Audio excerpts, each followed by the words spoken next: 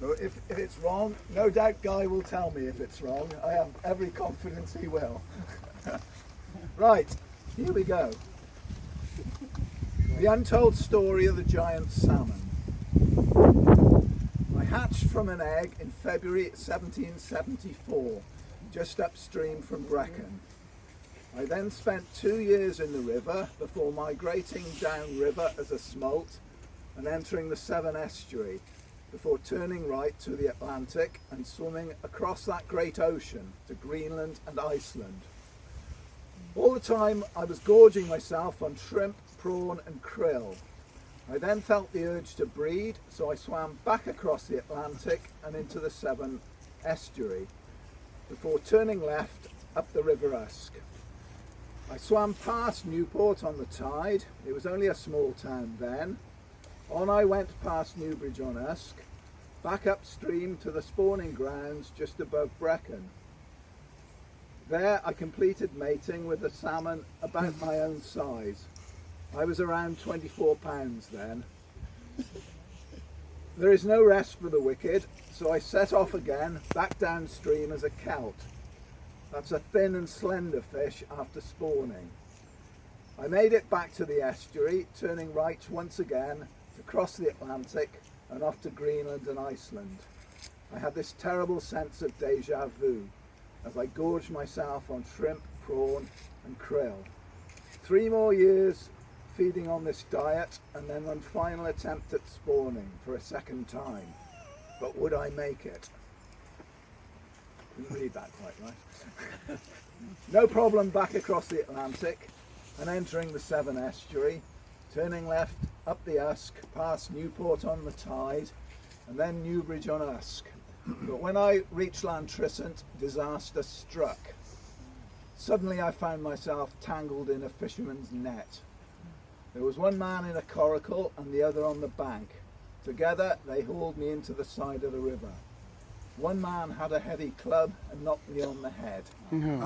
Suddenly I was dead. What happened to me after death?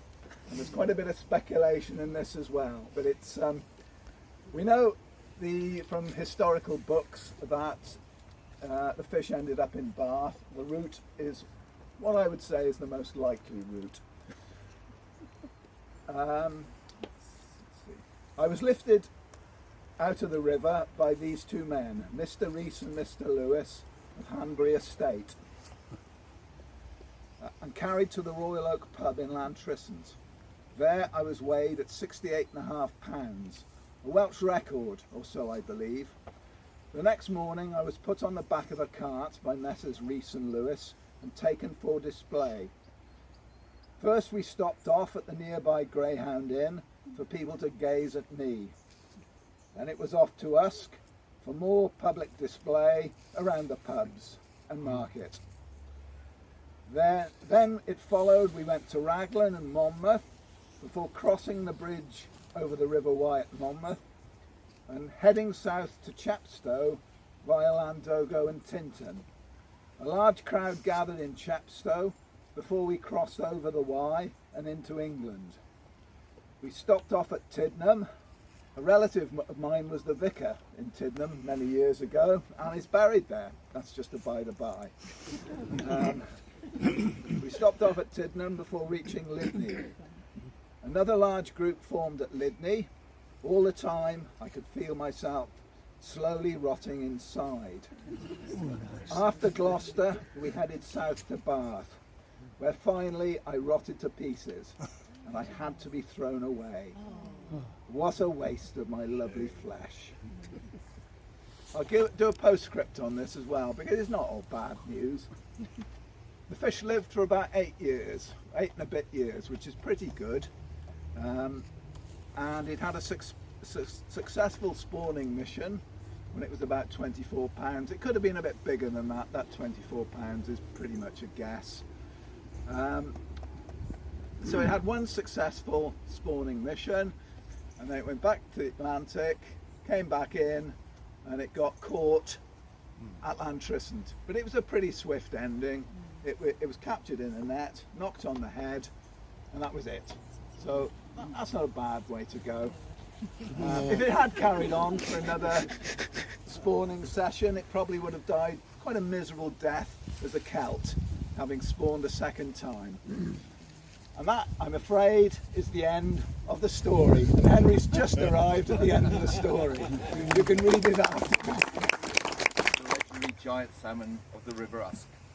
A warm welcome to all our guests and sponsors, community members, representatives of the fishing community, Usk Town Council, Monmouthshire County Council. I'm not sure if there's anyone from Dŵr Cymru, but they were invited, and Natural Resources Wales, local businesses, and of course our artists. And is there any children here from the school? I don't think there is there? No? That's a shame. Yeah. The idea, as Mike said, or should I say Alfred Russel Wallace said, the idea began in the spring of 2024, 18 months ago, when Mike Cowburn shared the story with the Giant Salmon with the Civic Society. Together, Mike, Simon and myself, we formed a small working group to bring this legend to life. The story dates back, as Mike said, to 1782, or before that, when it was born, when an extraordinary salmon was caught on the River Usk. A tale that has become part of local legend with a current exhibition at Chepstow Museum. Am I right, Rachel? Yeah. So do go and see. There's two life-size paintings of the one at the moment. Right. So do make your way down to the museum there. But this project is more than about history. It celebrates our river, its wildlife, and the need to protect it. With salmon numbers now in decline, we hope the mosaic and its educational links will inspire awareness and action to protect our natural environment. Created by our Newport-based artist, Stephanie Roberts, the mosaic is a vibrant, life-size representation made of the exact size of the original fish, 57 inches long and 13 inches wide. Set here on the Congar Walk beside the river, it enriches Usk with a lasting piece of public art. We're especially grateful that Stephanie involved the pupils of Usk Primary School, giving them a real lasting connection to this story. Some of them will of course be able to point out the pieces that they contributed to and perhaps share one day with their own children the story of the fish. This has been a true community effort. Our sincere thanks to Usk Civic Society, Usk Primary School, the Roger Edwards Educational Trust, Monmouthshire County Council, and especially the grounds team for their help with the installation of the artwork, Usk Town Council, Natural Resources Wales, Dŵr Cymru, local businesses, residents, and all the individuals who supported our fundraising campaign. Apologies if I missed anyone out. Thanks also to my fellow project members, Mike and Simon. Although Simon's here today, is she? He is here. All right. Hi, Simon. All right. Thank you for your dedication in turning an old tale into a lasting tribute. And finally, to Stephanie and the pupils of Usk Primary School for creating this marvellous piece of art for us all to enjoy.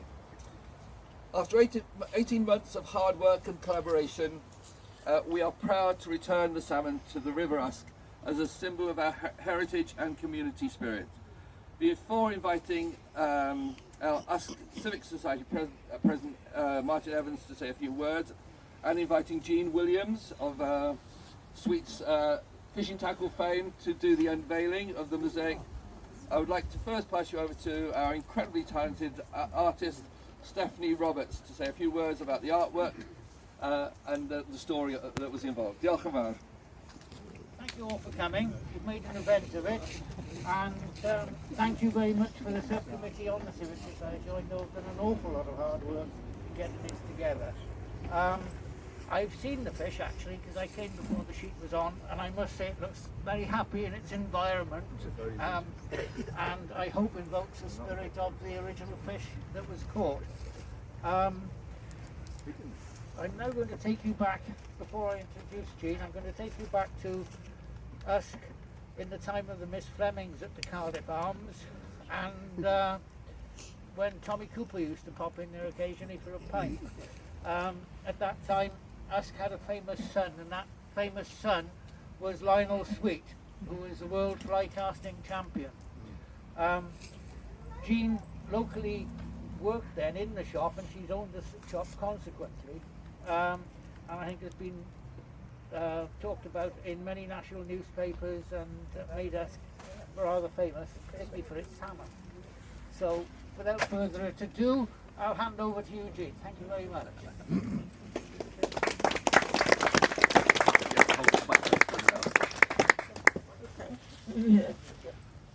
After being connected to the magical River Usk all my working life, can you hear it?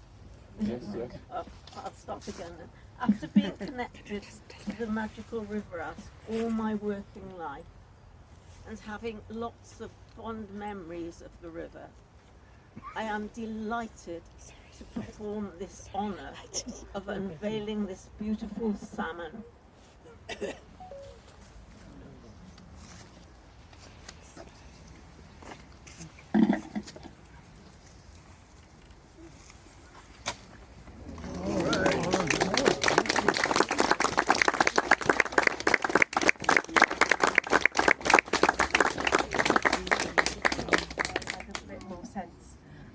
So, as Marion said, I work with year 6 of the primary school in Usk, where we started to work out who this salmon might be.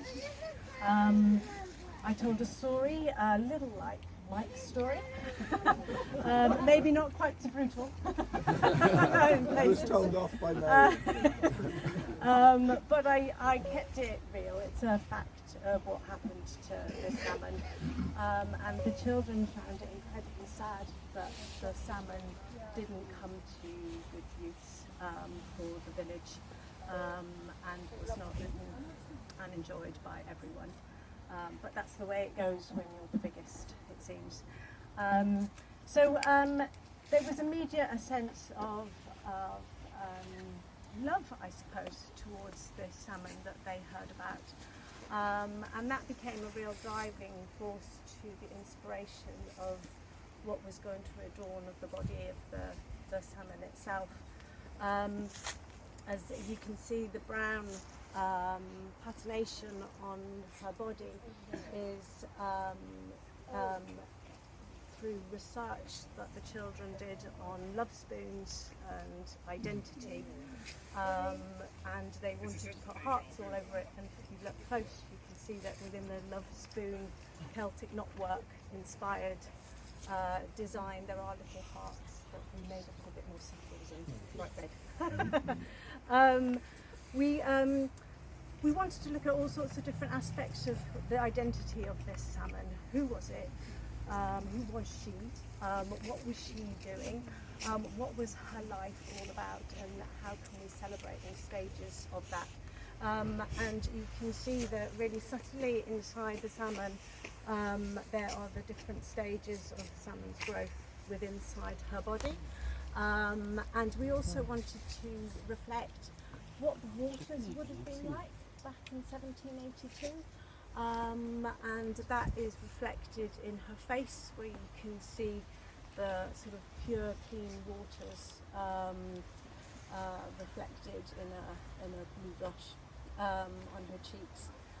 We also wanted to, because as we were imagining who the salmon was, she would have been charging through the water at great speed. She was a big, powerful salmon, and an amazing predator. So we wanted to create the movement of that water across her body as well, which actually came from wallpaper. So that's the movement in there. And then there was a real sense that she needed to be beautiful, she needed to be elegant. We looked at the Mabinogion and stories within the Mabinogion about the salmon, and how the salmon was wise and knowledgeable and elegant, and I thought that was perfect for the location here as well, and that really dictated the colour palette to make sure that it works beautifully in the setting. And I think with the autumn colours it works too. And so that is the story of this incredible enormous salmon. Thank you very much.